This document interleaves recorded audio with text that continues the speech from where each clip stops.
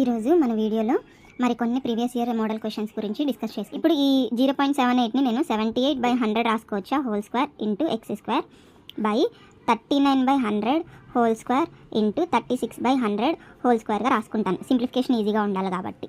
So ఇక్కడ 78/100 square into x square by 39/100 square into 36/100 square.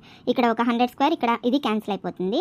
మనకి ఇక్కడ 8/39ని ఇట్లా రాసుకోవచ్చు into whole square into x square into 100 square by 36 square is equal to 1 అని రాసుకున్నాను. ఇది 39 1s 39 2s అనమాట. అంటే 2 square into x square into 100 square by 36 square is equal to 1.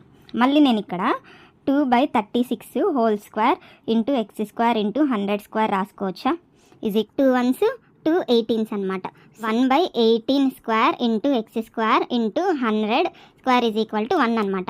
So ఇక్కడ x square is equal to cross multiply చేస్తే 18 square by 100 square. దీన్ని 18/100 whole స్క్వేర్గా రాసుకోవచ్చు అనమాట.